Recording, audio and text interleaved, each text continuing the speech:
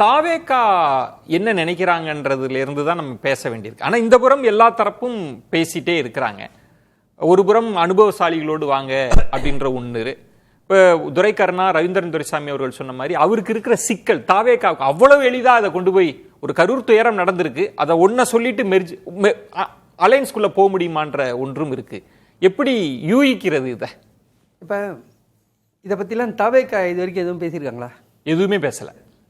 ஆனா தாவேகா எதுவுமே பேசுறது இல்ல. ஆனா தாவேகாவை பத்தி எல்லாருமே பேசுவாங்க. ஆமா, விவாதங்கள், கட்சிகள், தலைவர்கள். தாவேகா கூட்டணியை பத்தியோ இதை பத்தியோ அடுத்த கட்ட பரப்புரை பத்தியோ தங்களோட உத்தி பத்தியோ எதை பத்தியும் அண்மை காலத்துல அதுவும் இந்த 27 கருக்கு அப்புறமா பேசவே இல்லை. ஆனா நம்ம உட்பட எல்லா கட்சிகளும் தாவேகாவை பத்தி பேசிட்டே இருக்கோம். ஒன்னு எதிர்த்து பேசுறோம், எல்லாம் ஆதரிச்சு பேசுறாங்க. அப்படி இல்லைன்னா அவங்களுக்கு அட்வைஸ் பண்றாங்க. அவன் இங்க வந்தா நல்லதுன்றாங்க, அங்க வந்தா நல்லதுன்றாங்க, அங்க போயிடுவான்னு சொல்றாங்க. இப்ப இது எல்லாமே எதை காட்டுது? நம்ம முதல் விஷயம் என்னன்னா, நம்ம விரும்புறோமோ இல்லையோ தாவேகான்றது ஒரு சக்தி அப்படின்னு மற்ற கட்சிகள் நம்புது அப்படின்றத காட்டுது. ஒரு ஓட் பர்சன்டேஜ் இருக்கு, அல்ல இருந்துரும் அப்படின்னு வந்துரும். வந்தாங்கன்னா அவங்க கணிசமா ஓட்டு வாங்குவாங்கன்ற எண்ணம், பயம், எதிர்பார்ப்பு பல கட்சிகளுக்கு இருக்குன்றத இது எல்லாமே காட்டுது. இல்லைன்னா அந்த கட்சிகள்லாம் தாவேகாவை எவ்வளவு பொருட்படுத்தி பேச வேண்டிய அவசியமே கிடையாது. கரூர் துயரத்தை பத்தி பேசுறது வேற, அந்த துயரத்தை பத்தி பேசுறதுக்கு ஒவ்வொருத்தருக்கு ஒவ்வொரு இது இருக்கு. அதுல மனிதாபிமான இதுல இருந்து ஆரம்பிச்சு நிர்வாகம் பல பேச. ஆனா தாவேகாவுடைய கூட்டணியை பத்தி, அதனுடைய எதிர்காலம் பத்தி, அதனோட உத்திகளை பத்தி, அதனோட தலைமை பத்தி எல்லாம் ஒவ்வொரு கட்சியும் பேச வேண்டிய அவசியம் எங்க வருதுன்னா, தாவேகாவை ஒரு முக்கியமான சக்தியாக, வளர்ந்து வரும் சக்தியாக எல்லாரும் பாக்குறாங்கன்றது இதுல தெளிவா தெரியும். இதுல ஒரு கேள்வி, நீங்க சொன்னது போல எல்லாருமே பாக்குறாங்க, அதுல மாற்று இல்லை. இன்னமும் அது பேசு பொருளாகிட்டே இருக்கு.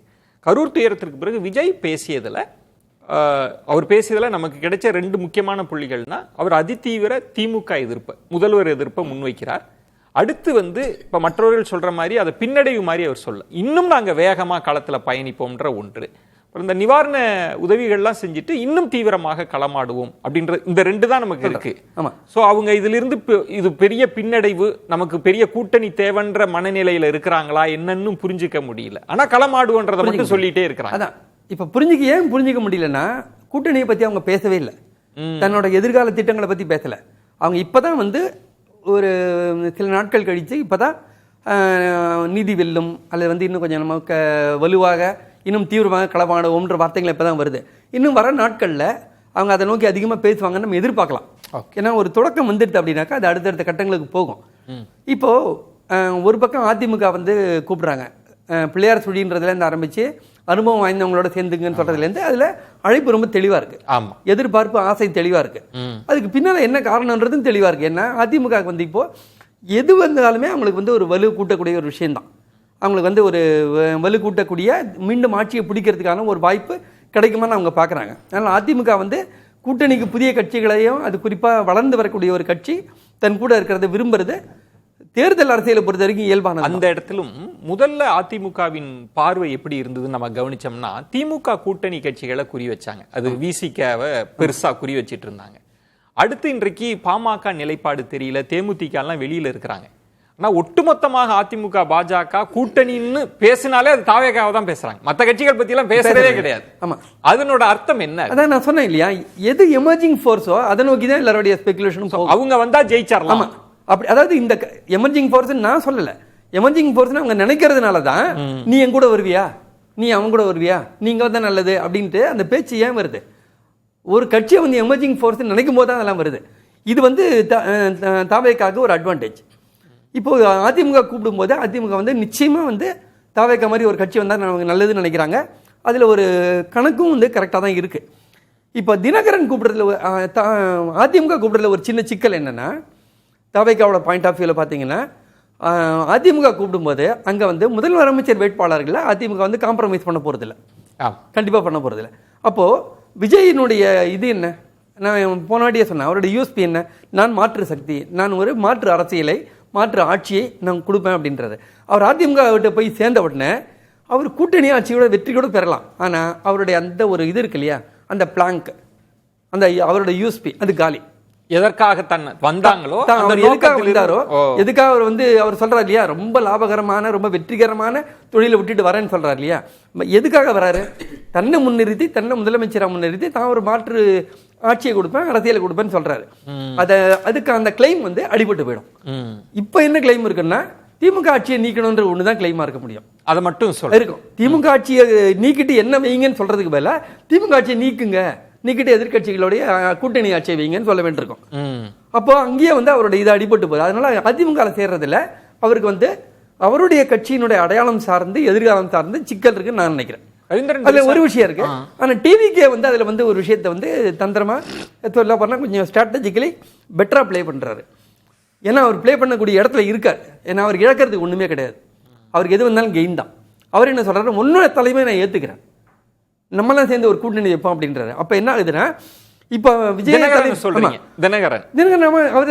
விஜய் தலைமையில் கூட்டணி, அப்ப என்ன தினகரன் அவர் விஜய் தலைமையில் கூட்டணி வைப்போம்னு சொல்லும்போது, விஜய் தலைமையில் கூட்டணி நம்ம எல்லாம் சேர்ந்துவோம் அப்படின்னும் போது, விஜயினுடைய ஒரு வளர்ந்து வரும் சக்தியை வச்சு தனக்கு ஒரு அடையாளத்தை பெறலாம், தான் ஒரு கிங் மேக்கர் ஆகலாம், அதை ஃபியூச்சர்ல இருந்து ஒரு பண்ணலாம். அப்ப அவருக்கு ஒரு அடையாளம் கிடைக்குது.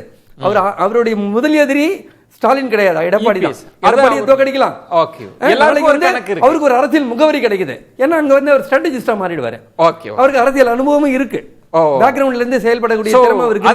அது தனக்கு அப்போ என்ன முதலமைச்சரை முன்னிறுத்தினா தானே பிரச்சனை இல்ல, நான் உன்னை ஏத்துக்கிறேன். ரவீந்திரன் துரைசாமி, இதுல இன்னொரு முக்கியமான இடம், பாக்கியவர்கள் இன்னும் பலருமே அதிமுக சார்பில் பேசக்கூடிய பலருமே கரூர் துயரம் அவருக்கு விஜய்க்கு ஒரு பெரிய பின்னடைவுங்க, வேறு வழியே இல்லை, திமுகவை எதிர்கொள்ளணும்னா இவங்களோட வந்துதான் ஆகணும்னு. ஆனா அணியா கூட நீங்க உள்ளுக்கு போகலாம், ஆனால் இடங்கள்ன்றதும் முதலமைச்சர் வேட்பாளர் அப்புறம் கொள்கை எதிரி இதெல்லாம் காம்ப்ரமைஸ் பண்ற இடத்துக்கு அவங்க வந்துட்டாங்களா? அப்படி அந்த தன்மை இருக்கா? ஏன்னா விஜய் அவர்களோட 2 கருத்து பயிர்களும் அது வந்த மாதிரி தெரியல. இன்னும் தீவிரமா களமாடுவோம்ன்றதும் மற்றவர்கள் பேசுறப்ப நீதி வெல்லும் போராடுவோம்ன்ற அந்த தன்மை தான் இருக்கிற மாதிரி தெரியுது. இதுல மக்களவை தேர்தலுக்கு பிறகு கேசியங்கள், வதந்திகள், விஜய் மற்ற செய்திகள் விஜயை பற்றி ஹெவியா இருக்கு, மறுக்க வரல. ஆனா மக்களவை தேர்தலில் எடப்பாடியும் சரி, நாம் தமிழர் சீமானும் சரி எடுத்த நிலைப்பாடு, தேசிய கட்சிகள் எங்களுக்கு தேவையில்லை, காங்கிரஸும் பாஜகவும் தமிழ்நாட்டுக்கு தேவையில்லாத அணின்னு சொன்னாப்புல. 4வது ஒருத்தர் 8% எடுக்கும் போது மிக கடுமையான வார்த்தைகளை சொன்னார். திமுகவும் அண்ணா திமுகவும் காங்கிரஸ் பாஜகவின் ஊதுகுழல்கள், ஒட்டுணிகள், தொங்கு சதைகள், காவிரி கச்சத்தீப்புன்னு அவர் மாநில கடுமையா இது பண்ணாரு. அதையே மைல்டா தமிழ்நாட்டின் நன்மைக்கு மக்களவை தேர்தலில் பாஜகவால எந்த பலனும் இல்லை, காங்கிரஸால எந்த பலனும் இல்லைன்னு ஐயா எடப்பாடி பழனிசாமி எடுத்தார். அப்படி எடுத்த எடப்பாடி பழனிசாமி சட்டமன்ற தேர்தலில் 2.7% வாக்குகள் மட்டுமே 2021 வந்த பாஜக கிட்ட கை குலுக்கிறார். காரணம், அண்ணாமலைக்கும் என்டிஏக்கும் 18% வாக்கு மக்களவையில் எடுத்த என்டிஏக்கு எடப்பாடி தேமுதிகவோ புதிய தமிழகமோ இல்லாத சூழ்நிலையில் எடப்பாடியை விட சுமார் 8-10% அதிக பலம் கொண்ட ஒரு அணி அமைக்கக்கூடிய சக்தி பாஜக அண்ணாமலைக்கு இருக்குங்கிறது எடப்பாடி உணர்ந்தார். இது பொது வழியில தமிழ் மக்கள் மத்தியில ஊடகங்கள்ல பேசப்படாத உண்மை. அந்த இடம் திரு ரவீந்திரன் துரைசாமி 2 பக்கமுமே ஒரு விஷயம் நடந்தது. நான் புரியுற மாதிரி சொல்லிடுறேன். நீங்க சொல்றதுதான் பாஜக தரப்பிலிருந்து வந்த வார்த்தை என்ன அப்படின்னா, அதிமுக விஜயோட கடைசி நேரத்தில் போயிடக்கூடாது, விஜய் அதிமுகவை நம்பி 1 வருஷம்லாம் நாங்க காத்திருக்க முடியாது, அதனால இந்த அணி அமைச்சோம்னு ஒரு முக்கியமான பேசினார். ஒரு பாயிண்ட் ஒண்ணு சார், பாஜகவும் அமைச்சிட்டாங்க, அதிமுகவும் அமைச்சிருச்சு. இப்ப பிரச்சனை அதல்ல, தாவேக்கா இதுக்குள்ள அகாமடேட் ஆகுமா, தன்னை சுருக்கிக்குமான்னு கேட்கிறேன். பாஜக பொறுத்தவரை அவங்க மக்களவை தேர்தலில் ஜன்னல் திறந்திருக்கு, கதவு திறந்திருக்கு, வாங்க வாங்கன்னு தான் கூப்பிட்டாங்க. நிலைப்பாட்டில் மாறி இன்கன்சிஸ்டன்ட் பழனிசாமி ஆயிருக்கிறது பழனிசாமி தான்.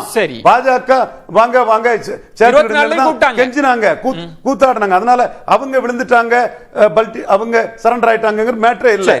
அவங்க கெஞ்சினாங்க, கூத்தாடினாங்க, அவங்களுக்கு 20% வந்தது பெரிய அசெட். இப்ப தாவேக்கா இதுக்குள்ள அகாமடேட் ஆகுமா, அப்படி தன்னை சுருக்கிக்குவாங்களா? எங்களுக்கு முதலமைச்சர் வேட்பாளர் இப்ப தேவையில்லைங்க, அதை முன்னிறுத்த போவதில்லை, இடங்களும் கேட்ட. ஏன்னா இப்ப துரைக்கண்ணா அவர்கள் சொன்ன மாதிரி என்டிஏ 18% நாங்க ஓட் ஷேர் கேட்போம்னு சொல்றாங்கல்ல, அத அப்பனா இதுக்குள்ளதான் அகாமடேட் ஆகணும், அது எண்ணிக்கையிலையும் சுருக்கிப்பாங்க. முதல்ல கூட்டணி கமிட் பண்ணிட்டாலே காலி, அது பிறகு திரும்ப தனிச்சு போட்டு நிற்க முடியாது. இல்ல பேசிட்டு தானே கூட்டணின்னு கமிட் பண்ணுவாங்க விவரம் அறிந்த கட்சிகள். இன்னும் உங்களுக்கு தெரியாது இல்ல, அந்த சூழ்நிலையில விஜய் கமலஹாசன் 2.0 மாதிரி கிளாரிட்டி இல்லாம தனிச்சா கூட்டணியாங்கிறதுல குழப்பத்திலே வச்சுட்டு இருக்கிறாரு.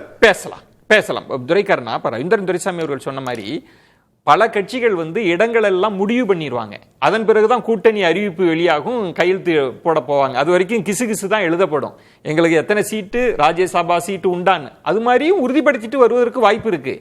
ஆனா அது எந்த எண்ணிக்கையில் இருக்க போகுது அதுதான் முக்கியம். என்டிஏ இருக்கு, ஏடிஎம்கே இருக்கு, அதுதான் சிக்கல்னு நீங்க சொன்னீங்கல்ல, அதை கடக்க முடியாதா? அது பெரிய சவாலா இருக்குமா? இல்லை, மிகப்பெரிய சவாலாக இருக்கும். திரு எடப்பாடி பழனிசாமி அவர்கள் வந்து அண்ணா திராவிட முன்னேற்ற கழகத்திற்கு குறைந்தபட்சம் ஒரு 140 150 தொகுதிகளுக்கு மேல் போட்டியிட்டால்தான் அறுதி பெரும்பான்மை 128 130 இடங்கள் கிடைச்சி ஆட்சி தனித்து அவரால் ஆட்சி அமைக்க முடியும். ஆனால் இன்றைக்கு நீங்க சொன்ன மாதிரி பாரதிய ஜனதா கட்சியும் அவர்களோடு அணி சேர்ந்திருக்கிற இப்போ அப்பா பையன் கட்சியா இருந்தாலும் கூட அதுவுமே இங்கே தான் வரும். அன்புமணி பாமகவும் வரும். இப்போ பாமகவும் ஒரு கணிசமான தொகுதிகளை கேட்கறதுக்கு கூடுதல் வாய்ப்பு இருக்கிறது. அப்போ இந்த சூழலில் புதிதாக விஜய் வந்தால் விஜய் அவருமே ஒரு கணிசமான தொகுதிகளை கேட்பாங்க. அப்படி வருகிற பொழுது மிக குறைவான இடத்துல திரு எடப்பாடி பழனிசாமி நின்று வெற்றி பெறுகிற பொழுது அறுதி பெரும்பான்மை கிடைக்கலன்னா ஆட்டோமேட்டிக்காக கூட்டணி ஆட்சியே வந்துடும். இந்த சிக்கல் இந்த சிக்கல் நிச்சயமாக இருக்கு. அதனால தான் இவரை முதலமைச்சர் ஆக்கி விடக்கூடாதுன்னு தான் மரியாதைக்குரிய திரு டிடிவி தினகரன் இவருக்கு எதிராக ஒரு கட்டமைப்பை உருவாக்கணும்னு சொல்லிட்டு விஜய் நீங்க உங்களால முடியும் சொல்லியிருக்காரு. ஊருக்கு 1000 ஓட்டு இருக்கு, வீட்டுக்கு 2-3 ஓட்டு உங்களுக்கு நேரா விஜய்கிட்ட பேசியிருக்காரு டிடிவி தினகரன், நீங்க தான் சிஎம் அப்படின்னு அதுக்கான வியூகம் வகுக்கிறாங்கிற மாதிரி சிறிய கட்சிகளோட தான் பேசியிருக்காரு.